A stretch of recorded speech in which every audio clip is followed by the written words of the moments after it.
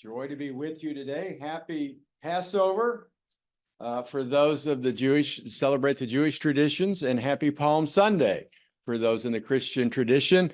I mixed up things a little bit, so the message is mostly about Palm Sunday, but our music is going to evoke some of our Jewish tradition. So trying to get both of those things in there.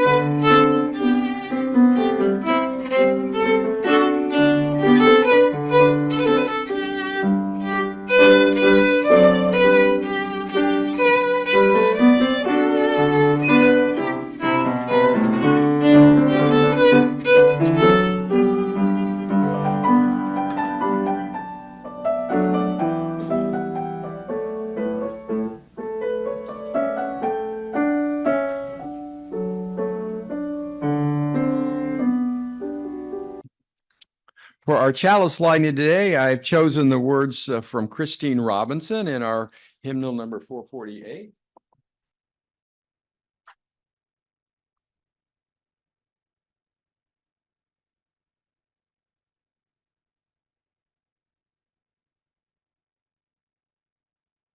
Now I'm going to invite us to sing in our opening hymn, Wade in the Water. It's number 210. And as I mentioned, this comes out of the Jewish tradition. It's actually a spiritual, but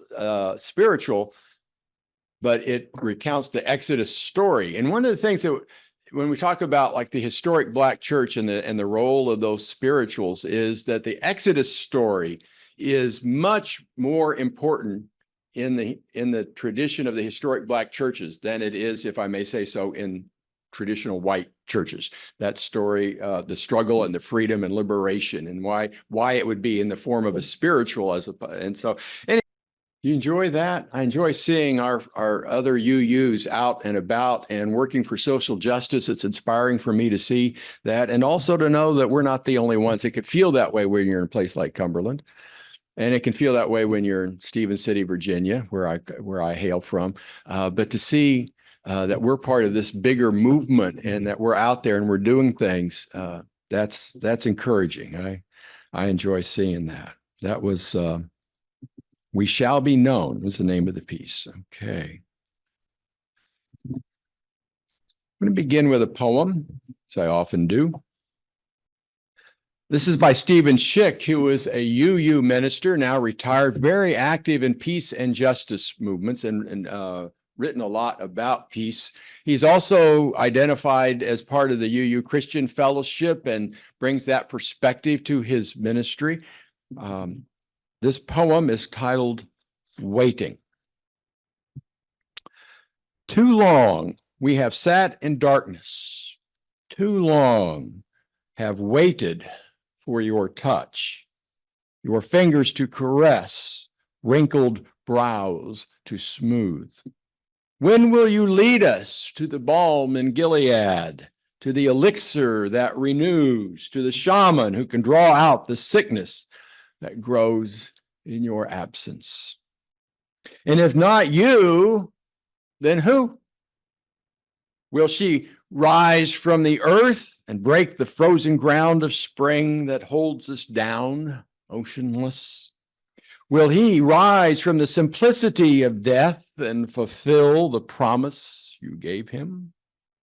How long must we wait? Yet while we wait, you have already arrived. You have brought with you the balm, the elixir, the shaman, Mother Earth, your only son, and release them into our deepest longing. Words of Stephen Schick. Well, I've often wondered what it would have been like to have been in the presence of the historical Jesus, to be among the crowds who heard the Sermon on the Mount, who witnessed the miracles described in the Gospels. Would I have asked for an autograph? I mean, how cool would that have been?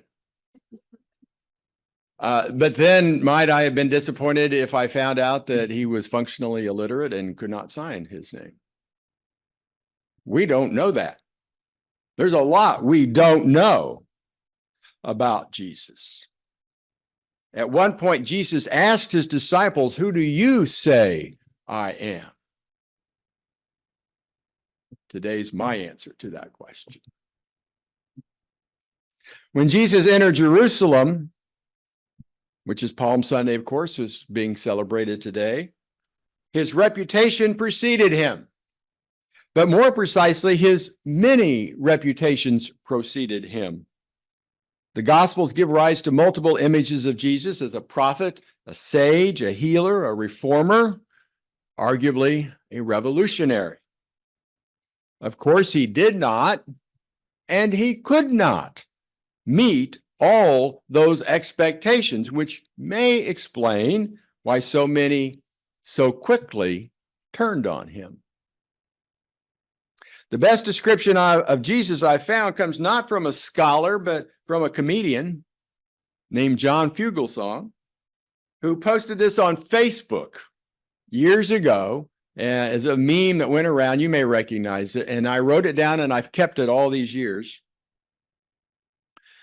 Jesus was a guy who was a peaceful, radical, non-violent revolutionary who hung around with lepers, hookers, and criminals, who never spoke English, was not an American citizen, a man who was anti-wealth, anti-public prayer, anti-death penalty, but was never once remotely anti-gay, didn't mention abortion, didn't mention premarital sex, a man who never justified torture, who never called the poor lazy, who never asked a leper for a copay, who never fought for tax cuts for the wealthiest Nazarenes, who was a long-haired, brown-skinned, homeless Middle Eastern Jew.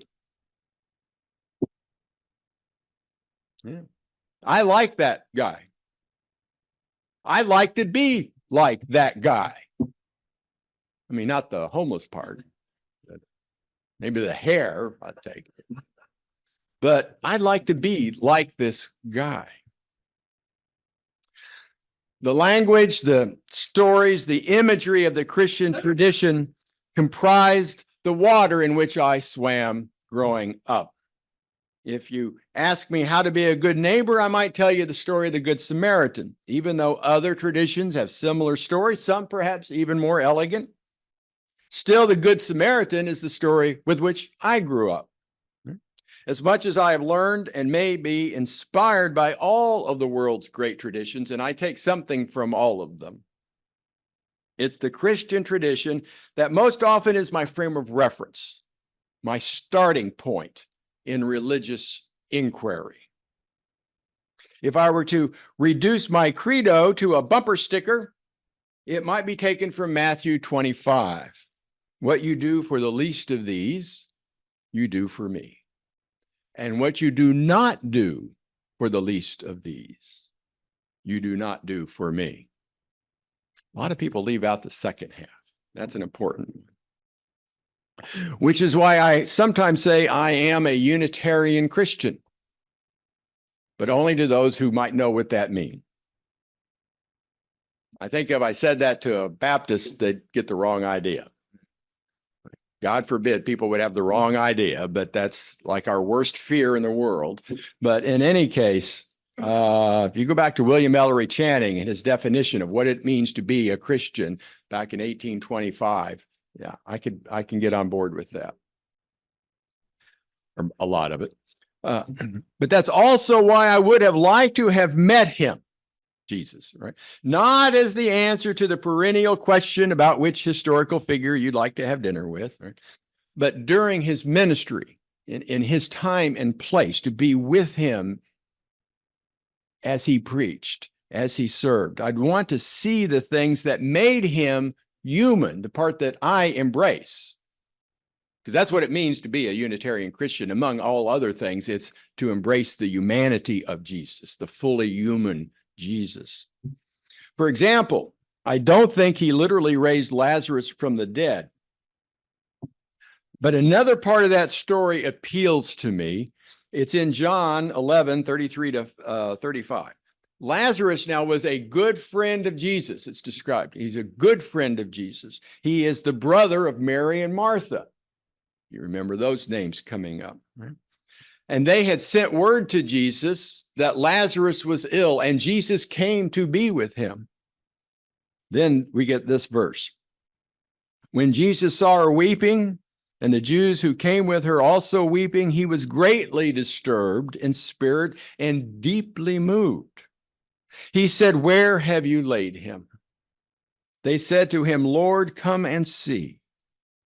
Jesus wept. You may know that as the shortest verse in the Bible.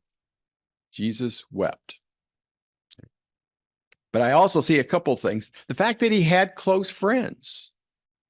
He had personal relationships, and he experienced loss and grief. These are very human emotions. There's no, he's in a better place, or even, I know where he went. No. He wept when a good friend died. Had I been there to meet that Jesus in that space and time, I don't think I would have asked him anything. I just would have offered him a hug. He experienced anger and frustration. We know he went into the temple courtyard, overturned the tables of the vendors selling sacrificial animals. Now, if I was there, would I have joined him? Or might I have seen all those Romans, their swords, watching all of this, and decided this was not the time and place to introduce myself to Jesus? His frustration came out most often when addressing his disciples. Every teacher could understand that. One of the themes of the Gospels is that the disciples didn't really understand who he was or his message, but that the women around him did. That thesis kind of goes through all four Gospels. At least 5 times, Jesus is recorded as having said, "O ye of little faith," to his disciples when they expressed fear or doubt about his teachings. On the other hand, the Gospel of Luke tells the story of the time Jesus was having dinner at the home of a Pharisee when a local prostitute entered the house. She's described as simply a sinner, a local sinner. But in those days and times, that's what they meant. She begins to wash his feet with her tears. She's overwhelmed to be in his presence, kissing his feet, then anointing them with perfume. The disciples, to use a modern word, are apoplectic. But Jesus says to her, "Your sins are forgiven. Your faith has saved you. Go in peace." Let's set aside the theology. I don't think she had anything she needed to be forgiven. Okay, that's not the point. But just in terms of the humanity of Jesus, to comfort this woman. And I have to ask myself, had I met Jesus there for the first time, would I have gotten it like the women did? Or would I have been like the disciples? Might I have actually been disappointed in Jesus? Who are you hanging out with? What are you doing here? What's up with that? Right. I hope that I would not be disappointed, but it challenges me to reflect on that question, which I humbly suggest is the best use of all this material. not to dissect it for truth or error. The Bible's not something you fact check. Rather, it prompts me to think about my spiritual values, whether I'm living up to them. How would I respond? It doesn't matter if it's literally true. What is it? How does it affect me? And I don't mean that in a selfish thing. It's as a check. Does it prompt me to think about what I might do? What about the public Jesus, the Jesus who preached the Sermon on the Mount? These events would have drawn all kinds of people. Right? You put 5,000 people together to hear a speaker, and there's going to be somebody out there selling food and drink. Right? If it happened today, somebody would be selling T-shirts. Right? And not all the listeners would have come with pure motives. Somebody would have brought a jug of water and said, please turn this into wine. Right? Probably got offers to cater weddings. Maybe that's how he paid for his ministry. Who knows? It's how I paid for mine for a few years, so it's not beyond thought. How I heard the Sermon on the Mount would have depended on my filters, not his, right? And my expectations more than his intent. In fact, we have two different versions of this in the Gospels. Matthew 5:3 tells us that Jesus said, "Blessed are the poor in spirit, for theirs is the kingdom of heaven." Luke 6:20, in which the story takes place on a plain, not a mountain, Sermon on the Plain, alters that a bit. "Blessed be ye poor, for yours is the kingdom of God." Now, there's a big difference between being poor in spirit and being poor. What did he really say? I have no idea. I do believe that people who listen to the same message might have heard it differently, creating separate strands in the oral tradition, which accounts for the differences in the written texts, which of course were some 30 to 40 years later, actually 40 to 50 years later. As a listener in the first century, I might have liked the parts about the meek inheriting the earth and blessing the peacemakers, unless I was a zealot like Judas. Unless I did not want to hear that the kingdom of God was within, but rather that Jesus would liberate me from the suffering and oppression of the Romans. In that case, I might have been very disappointed in the Sermon on the Mount. The Gospels, of course, don't tell the whole story. If Jesus was fully human, if what I think a fair number of us believe, if we really embrace that, right, he necessarily would have had other stories that the gospel writers would have chosen to omit. One of the problems with the image of Jesus as being without sin is that he never would have had to apologize. Surely, if he was fully human, the real Jesus offended somebody sometime, right? He disappointed someone, he expressed an emotion inappropriately, but we have no model. There's no exemplar. We talk about Jesus, Unitarians talk about him as the great exemplar, but we have no example of regret or remorse. Very human feelings. Or making oneself accountable, of making amends. No example. Jesus never showed that, according to the Gospels. If I met Jesus and listened to his messages, would I come away knowing how to repair a broken relationship? I might know how to forgive others. He talked a lot about that. And he modeled that, modeled it on the cross. But would I know how to live knowing that others could not forgive me for what I did?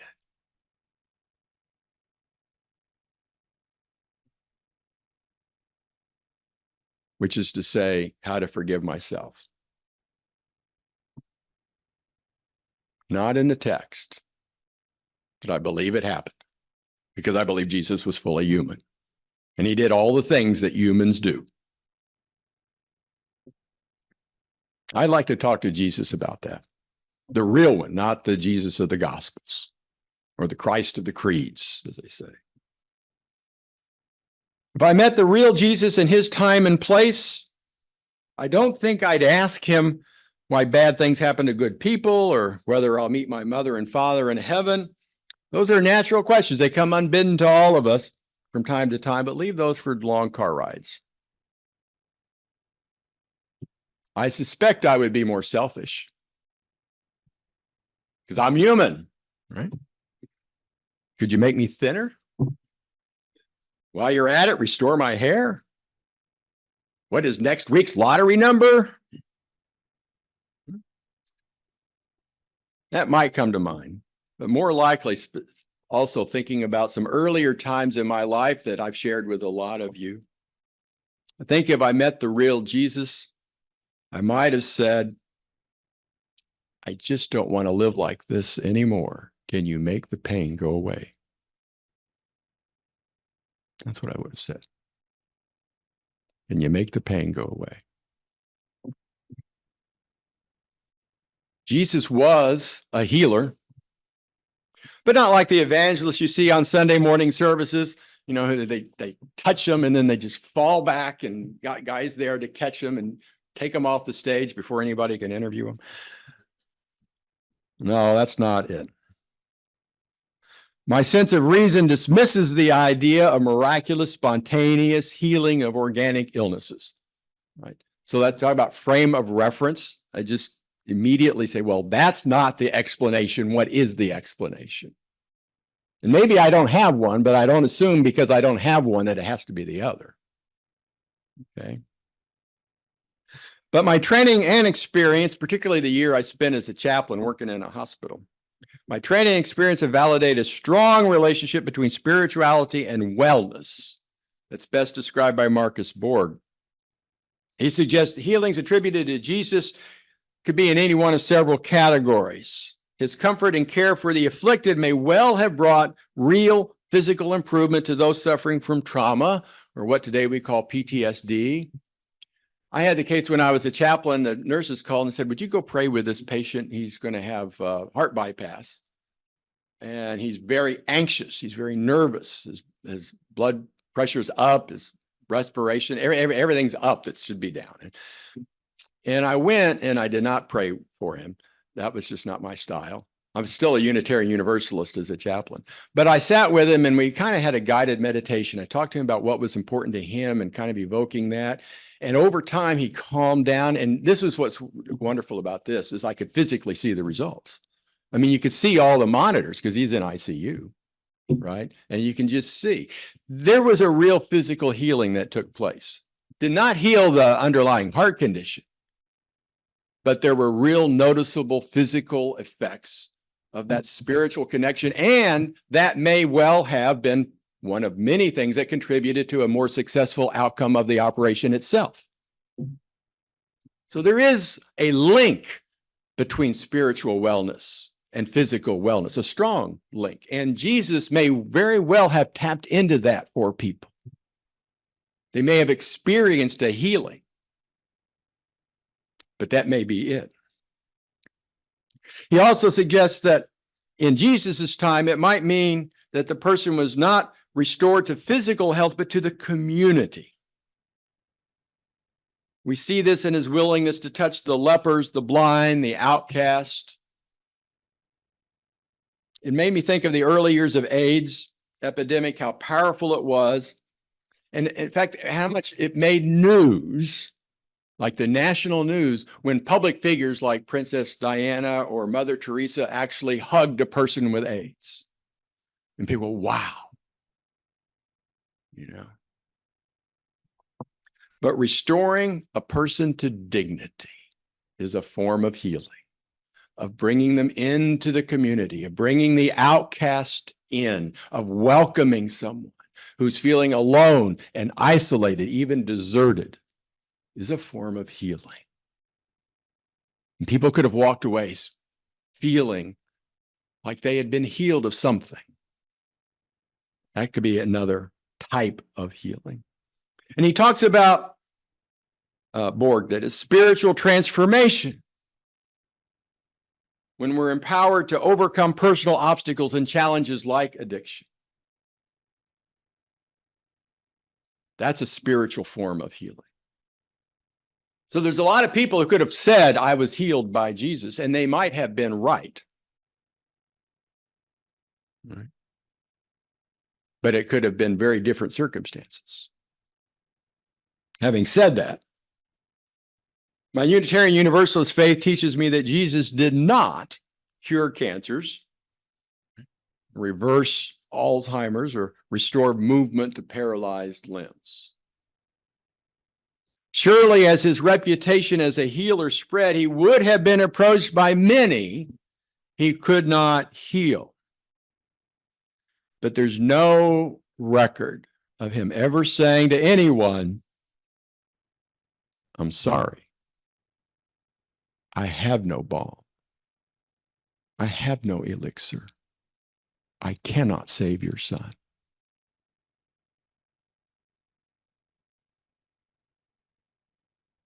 You know it happened. You know it happened. If we're in reality, right? If we're in a reality-based world where people believed he was a healer and people were coming up to them in desperation, didn't make the Gospels, though.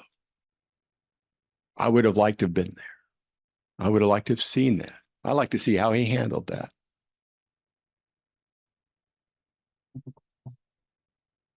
It's a lot I'd like to know. That's why I want to meet him. Or have met him. Maybe I still will, but not in this context. Right.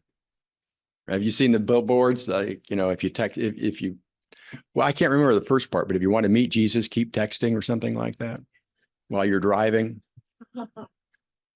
Yeah, not that way. I mean the actual real person Jesus in the first century.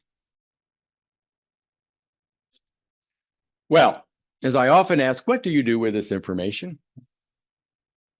For starters, especially on this day, Palm Sunday, remember how quickly Jesus went from exalted hero to crucified criminal. Right. Put another way, check your ego. Don't take things for granted. Also check other people's egos. That is, we are powerless how other people experience us. And that can change like that. You can be just like this. You're who you are. You're consistent. You're genuine. And a person's perception of you goes from here to here based on what's happening in that person's life. And you're powerless over that. And it's so true, and it sounds almost trite, but all we can do is stay true to ourselves when others aren't true to us. That's a real challenge. I think Jesus met that challenge. I think Jesus met that challenge. That's where he did model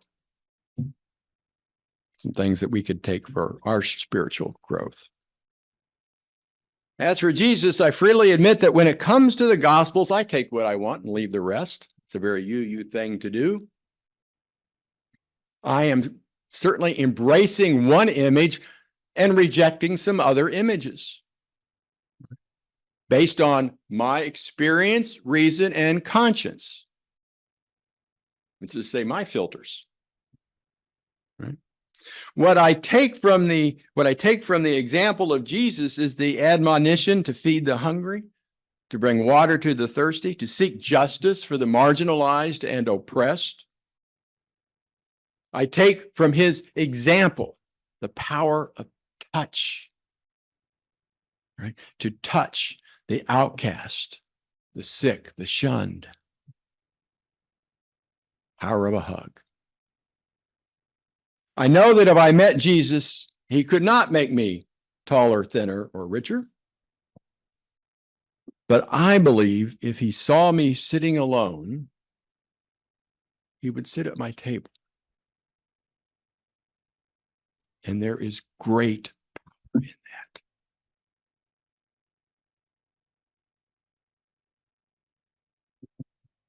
Great gift of Unitarian Universalism, though, is that you don't have to believe anything I tell you. If you come here long enough, and it doesn't take long, you will hear stories from all the world's religions, and you will hear from each other. You will hear music and you will sit in silence. You will discern for yourself what is your truth. And then you will find your own answer to the question Jesus asked. Who do you say I am?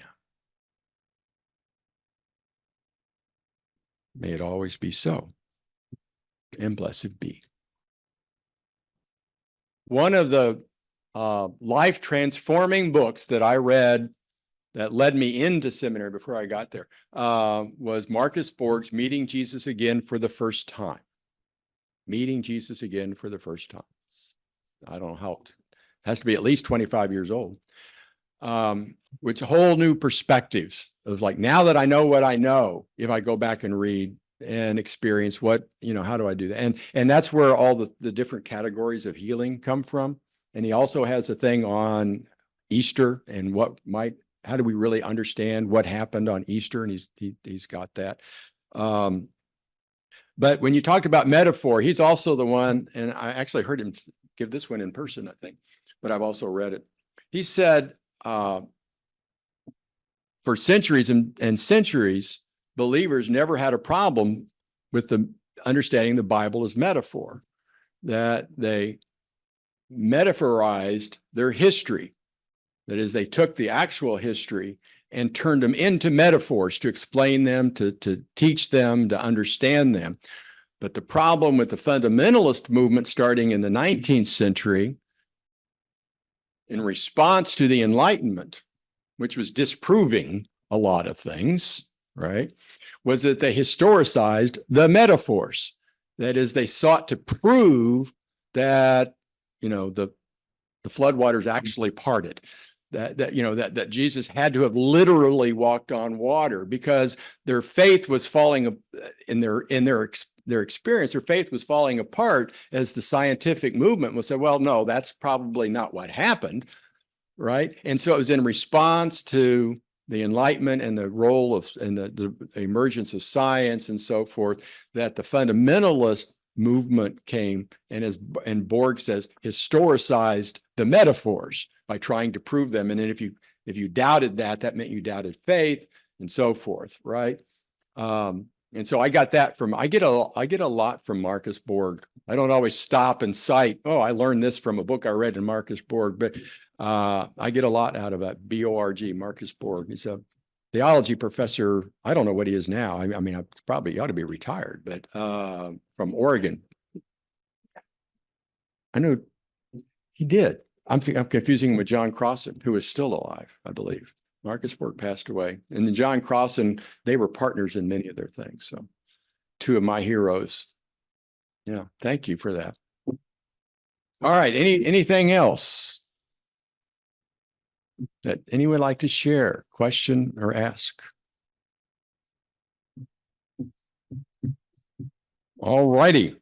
Our final hymn is 269, Lo, the Day of Days is Here. Thank you, babe, for your beautiful music. Mike, Greg, for all your technical work. And let me thank in advance the Finance Committee while you're all here and you're a captive audience. I know you guys have worked really hard. I hope everybody stays and enjoy the wonderful lunch they prepared and takes part in some very important conversations about this congregation and its budget, its finances, and where we're going and some things like that. It is important. That's part of our responsibility in the faith of ours. That it's our church. We don't count on higher ups to do everything, right? And so we need you to do that participation, right? And I appreciate that. Be ours a religion like sunshine that goes everywhere. Its temple, all space. Its shrine, the good heart. Its creed, all truth. Its ritual, works of love, and its profession of faith, divine living. Go in peace, everyone.